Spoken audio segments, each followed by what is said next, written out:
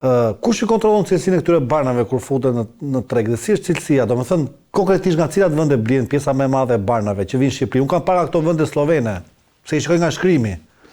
Slovakia, Kroacia, po. Ka një institucion e përmendur pak më parë, është Qendra Kombëtare e Kontrollit të Barnave dhe Pajisjeve Mjekësore, e cila është institucioni i ngarkuar me ligj për të kontrolluar cilësinë e barnave që futen në Shqipëri. Nxjerrë në një buletin kjo gjatë vitit mbi cilësinë e këtyre barnave, vendet origjinës nga vinë, kompanitë farmaceutike që operojnë treg, domethënë ushtrojnë detyrat këta apo këta janë realisht ata që flenë gjumë?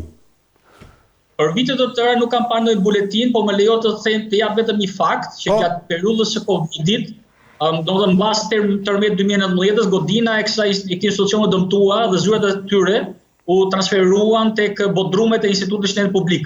Dhe në atë periudhë nuk ishte laborator funksional. Pra nuk bëj asnjë lloj analize. Pra e merrni vetëm mend se sa e ka ushtruar ky institucion atë periudhë detyrën që i ngarkon ligja. Dhe e qartë. Pra barnat që janë futur në territorin e Republikës Shqipërisë nuk janë ushtruar analizave në laborator, që është me shumë rëndësi. Për atë periudhë, mbas tërmetit, derisa është bërë godina re që janë futur dhe kanë bërë një laborator diçka. Kur është bërë godina re? Urdhëro? Kur është bërë godina re? Domethënë kur godina re duhet të ketë rreth 2 vjet që është bërë, që ka mbaruar. E qartë. Diçka e tillë, domethënë mos gaboj, sepse koha kalon dhe humbasim edhe sensin e kohës, por diçka e tillë rreth 2 vjet. Po. E qartë. Që ka kaluar. Dhe nga ana tjetër, përveç këtij institucioni që do të bëjë analizat e mostrave që vinë, është dhe kuadri ligjor që e përmenda pak më parë. Pra, nëse ti vendos kuadri ligjor që unë do fus Shqipëri, vetëm barna që janë të regjistruar në Bashkimin Evropian, atëherë e ke të sigurt që janë barna cilësore, sepse një fabrikë e madhe kur prodhon për Europën, nuk mund prodhoj dot veçantë për Shqipërinë 5 kuti që përdor Shqipëria. Nuk ka shanse. Kupton? Ato 5 kuti do merren nga ajo parti malli që prodhohet për Italinë, apo për Francë, apo gjithçka mëra. Përmendëm pak më parë Slovenia. Slovenia është një vend i Bashkimit Evropian, ka një industri farmaceutike të zhvilluar dhe shumë cilësore. Por nuk është problemi i Slovenisë apo vend të tjerë Bashkimit Evropian, është problemi i vendeve të origjinës pasigurt, që do të thotë ka fabrika të cilat nuk janë të certifikuara në atë parë që prodhojnë barna cilësore.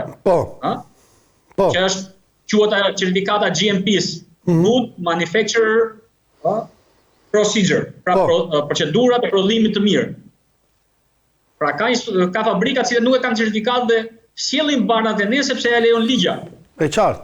Pra çdo e keqja e sistemit farmaceutik fillon ke ligja e radhë parë, që është ndruar në 2014-ën.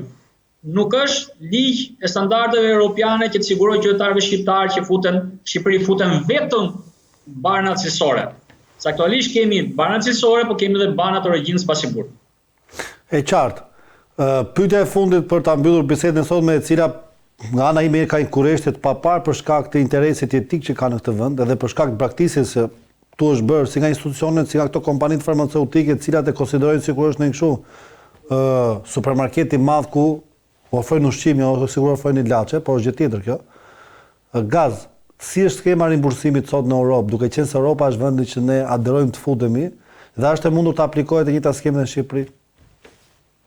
Pra, çdo qytetar shqiptar që ta dëgjon, e di, e ka provuar, mbas e ka provuar një herë kurrizin e vet, po të tafë në tyre, që kur shkon ke mjeku i familjes apo specialisti në Greqi, Itali, në Francë, në Gjermani, ai thotë ke këtë diagnozë, dhe i jep recetën dhe shkoni me rimbursim.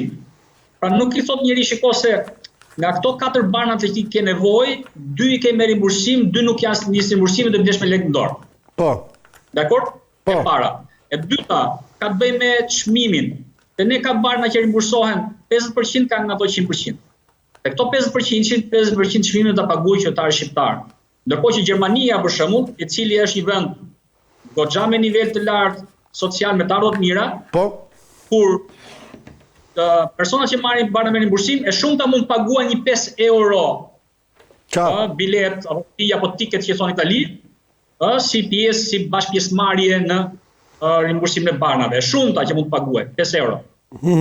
Kurse qytetar shqiptar, po të pyesësh pensionistët, mund të harxojnë edhe gjysmën e pensionit, dhe një pension tërë për të marrë barnat për mjekimin mujor.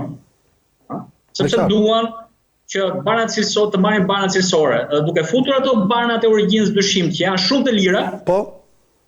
Skema jonë e rimbursimit është që bari më i lirë rimbursohet 100%, ndërkohë që bari tjetër, çdo bar tjetër, diferenca çmimit paguhet nga pacienti.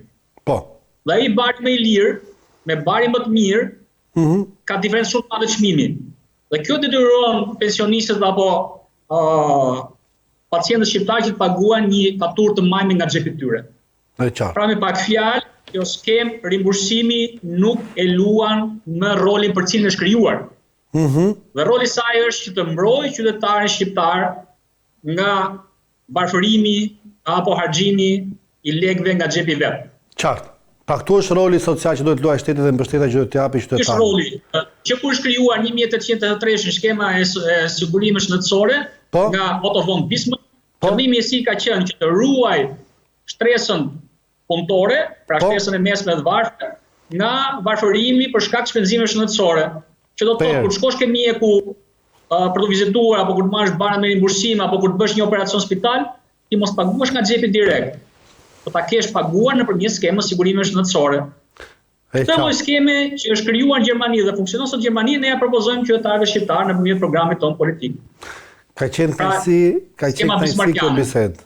Edhe mendoj që njerëz të cilët shqetësohen për këto probleme, e për shkak edhe të impaktit të tyre si intelektual dhe si aktivist politik, por më shumë edhe nga ana profesionit, mendoj që duhet ketë dhe gazmen kodus të tjerë në fushat e tyre dhe po të mbushet parlamenti me njerëz si ju, unë mendoj që do kemi jetë më cilësore. Të përshëndes dhe ishte kënaqësi biseda.